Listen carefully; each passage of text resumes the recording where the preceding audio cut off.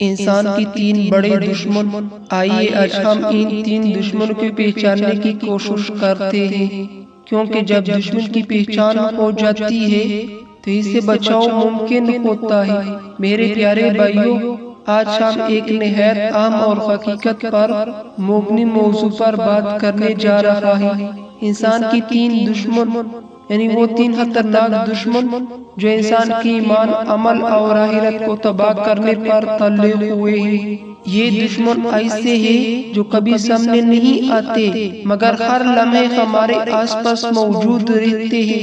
یہ دشمن ہیں انسان کا پہلا اور سب سے بڑا دشمن۔ میرے عزیزوں، سب سے پہلا دشمن نفس ہے، یعنی انسان کی اندر کا وہ حصہ جو اسے برائی پر اکساتا ہے۔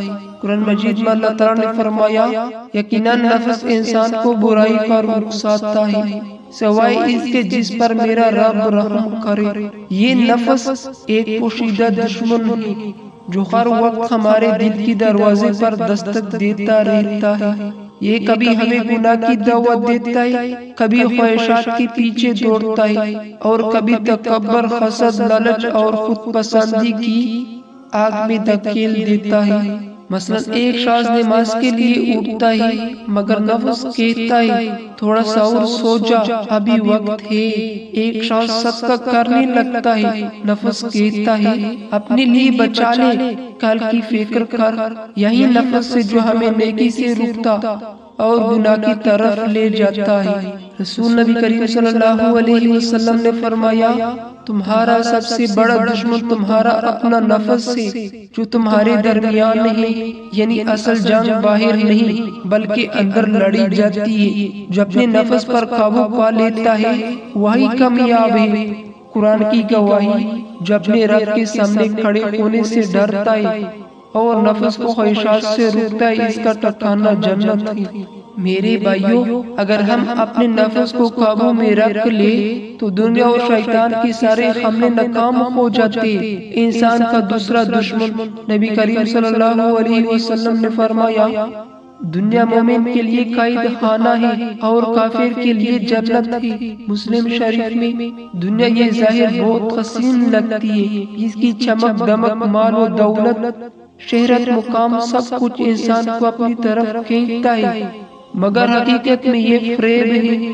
قرآن مجید میں ارشاد ہے، دنیا کی زندگی تو صرف دھوکے کا سامان ہے۔ میرے عزیزوں، یہ دنیا ایک سایہ ہے جو تھوڑی دیر کے لیے ہمارے ساتھ چلتا ہے پھر غائب ہو جاتا ہے۔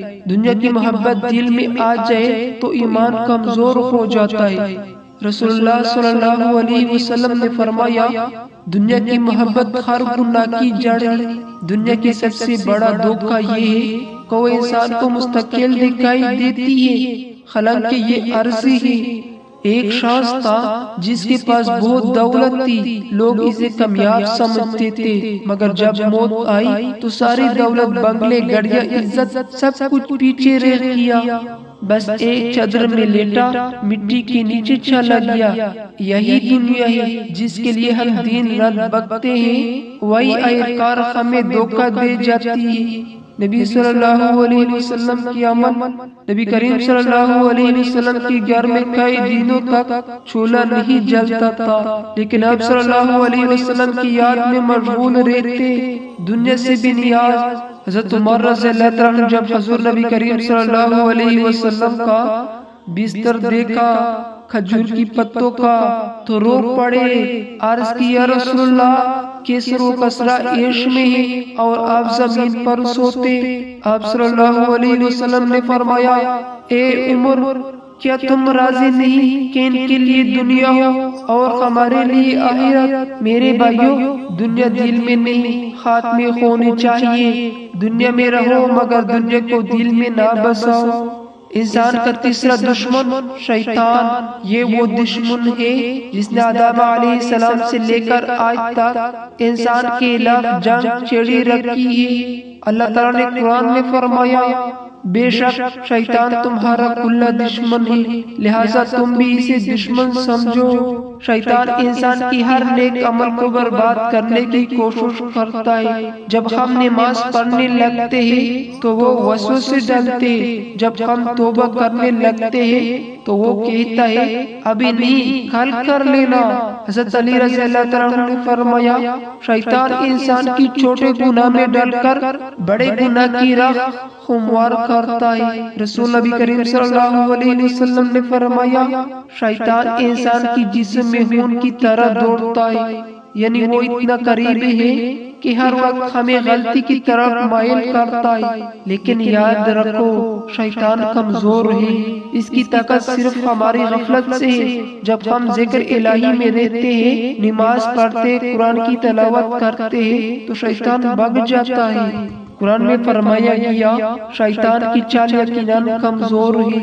یہ تین دشمن نفس، دنیا اور شیطان ایک ٹیم کی طرح کام کرتے ہیں۔ شیطان وسوسے ڈالتا ہے، دنیا دل کو لبھاتی ہے اور نفس اس وسوسے کو قبول کر لیتا ہے۔ یہی وجہ ہے کہ قرآن و حدیث میں بار بار تزکیہ نفس کی تاکید کی گئی ہے۔ حضرت حسن بصری رحمۃ اللہ علیہ فرماتے ہیں جو اپنے نفس کو پہچان لے وہ اپنے رب کو پہچان لیتا ہے۔ بچاؤ کی تین طریقے: نمبر 1، نفس سے بچاؤ، روزہ رکھو کیونکہ روزہ نفس کو توڑتا ہے، ذکر الہی میں رہو، اپنے دل کا محاسبہ کرو، تنہائی میں اللہ کو یاد کرو۔ نمبر 2، دنیا سے بچاؤ، یاد رکھو کہ دنیا فانی ہے، قناعت اختیار کرو، اپنے مال کو صدقہ میں خرچ کرو، آخرت کو ہمیشہ سامنے رکھو۔ نمبر 3، شیطان سے بچاؤ، وضو کی حالت میں رہو، نماز میں خشوع پیدا کرو، قرآن کی تلاوت کرتے رہو، اعوذ باللہ من الشیطان الرجیم پڑھتے رہو۔ ایک ایمان افروز واقعہ، ایک بزرگ فرماتے میں نے اپنے نفس سے کہا اگر تو نے مجھے نیکی سے روکا تو میں تجھے بھوکا رکھوں گا، اگر تو نے مجھے عبادت سے دور کیا تو میں تجھے نیند سے محروم کر دوں گا۔ یہی طریقے نفس کو قابو کرنے کا، اسے نرمی سے نہیں سختی سے قابو کرنا پڑتا ہے۔ میرے پیارے بھائیوں اور بہنوں، زندگی ایک امتحان ہے۔ یہ تین دشمن نفس، دنیا اور شیطان ہر روز ہم پر حملے کرتے ہیں، مگر یاد رکھو جو اللہ سے جڑ جائے، قرآن کو تام لے اور نبی کریم صلی اللہ علیہ وسلم کی سنت پر چل پڑے تو کوئی دشمن اسے نقصان نہیں پہنچا سکتا۔ قرآن میں فرمایا گیا بے شک میرے بندوں پر تیرے شیطان کا کوئی اختیار نہیں۔ میرے عزیز بھائیوں، اگر آج ہم اپنے اندر کی دشمن کو پہچان لیں تو دنیا اور شیطان کی وار خود بخود ناکام ہو جائے گا۔ آئیے آج عہد کریں کہ ہم اپنے نفس کو قابو میں رکھیں گے، دنیا کے دل سے نکالیں گے اور شیطان سے اللہ کی پناہ مانگیں گے۔ اللہ تعالیٰ ہمیں ان تین دشمنوں سے بچنے کی توفیق عطا فرمائے۔ اگر آپ کو یہ پیغام اچھا لگے تو سبسکرائب کریں، لائک کریں اور شیئر کریں تاکہ یہ پیغام زیادہ سے زیادہ لوگ تک پہنچا سکے۔ ملتے ہیں نیکسٹ ویڈیو میں، جب تک کے لیے اللہ حافظ۔